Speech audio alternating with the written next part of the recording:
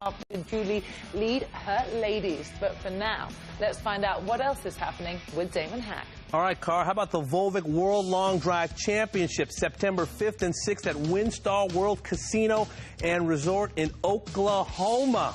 Can't wait for that. Joe Miller defends his title in Thackerville.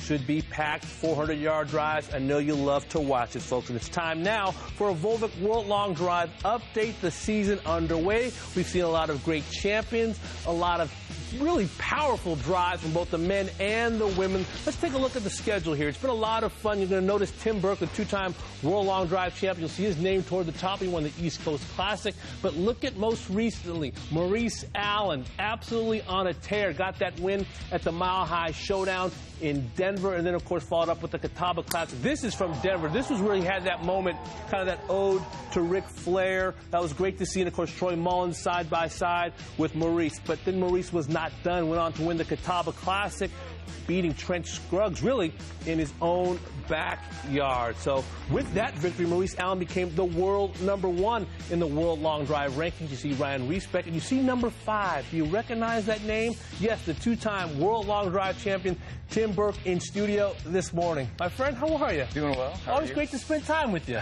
Always. I saw you last week. You know, we were hitting balls together at the Ritz here in Orlando. The Volvik sponsorship that you have, their name is really all over this sport now. What kind of impact has it had? They're helping blow the whole sport up. Okay.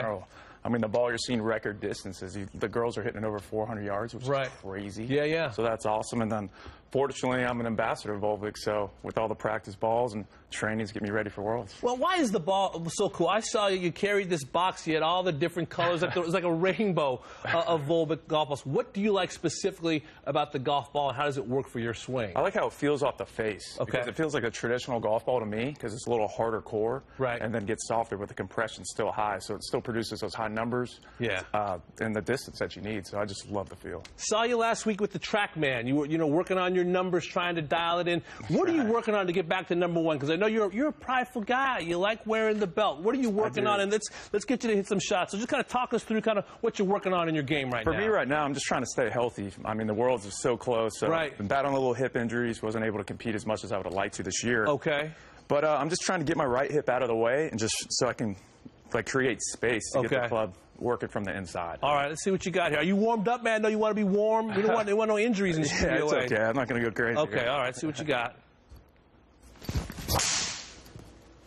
Whoa. Woo. Let me hit another So what one. adjustment would you make here? A little left, maybe? Is that a little quick off the top? Or when you hit it left, what's usually the issue there? Yeah, that was just a pretty bad swing in general. Just a bad swing? Yeah. Okay. Honest. It's early. It's early. Absolutely. Let me get another one here for you. See what you got here. All right. He's looking at the numbers. He's studying. It's hard. I'm slipping on that. Oh, he's straightening it out, folks. He's straightening it out. So that was hit pretty flush.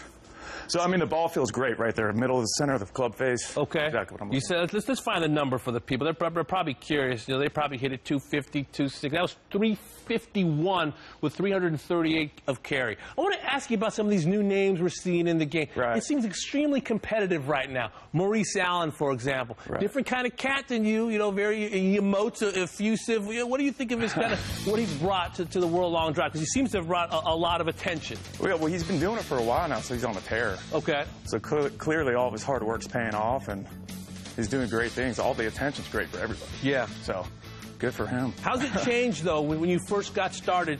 Do you notice that more people recognize you, recognize what you do as an athlete? Yeah, for the most part. I mean, I noticed that after I won the first World Championship, people were kind of like, oh, that's cool. I saw you. Now if I'm in the airport, winning 2 is a big deal. Yeah. So, I mean, that's our Super Bowl. That's all I care about, to be honest. Right. So just trying to get back to that #1 spot and just get that belt. So what's your regimen like? For the folks at home that are curious, you obviously hit a lot of golf balls, but you train as well. Give us a sense of the balance between lifting weights, working out, and actually working on the golf swing itself. Yeah, well, most of that's with Trevor Anderson. Yeah. Well, all of the gym work. So I'll do like Monday, Tuesday, Thursday, Friday in a perfect week if I'm there the whole week. And Monday would be more power, strength. Tuesday would be more rotational power. So more the golf swing, medicine balls against the wall instead of your typical squats and stuff like on a Monday. And then the same thing Thursday, Friday. So rotation, then back into the power. When you're standing on the tee in front of the grid, What's your focus? What are you trying to accomplish? What's your swing thought? Try not to think much. Just worry about the conditions and try to hit the shot that I need at that time. Yeah. A lot of it, I mean, if you're trying to hit a draw into a left-to-right wind, yeah, it's not going to do much. How did baseball kind of inform your golf swing? Do you use any of your baseball skills that have helped you in the long drive game? Absolutely. I think being a pitcher, and I could throw pretty hard in my day, so it's a lot of upper and lower body separation. So it's a lot of the same thing when you're swinging. Okay. Let's see one more here, Tim. Let's see one more. That separation. That big T. Everybody's trying to get the separation. You know, you talk about the X factor in the swing. You know, Jim McClain talked about that for years. We see Rory that really is able to separate, get the club in the hands high. Your hands are extremely high at the top of your swing. Yeah, I just try to get as much width. Just get that right side out of the way. Yep. And create that space and just hesitate and get down. All right, let's see what you got.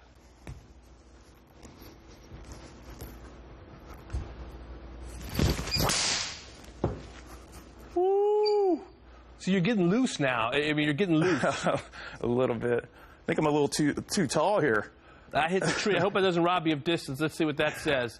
That was 362. Good stuff. Now, listen, a little bit later, Robert Dameron wants to take you on in a long drive contest. Are you cool with that? Yeah, Robert. Yeah, of course. That Robert.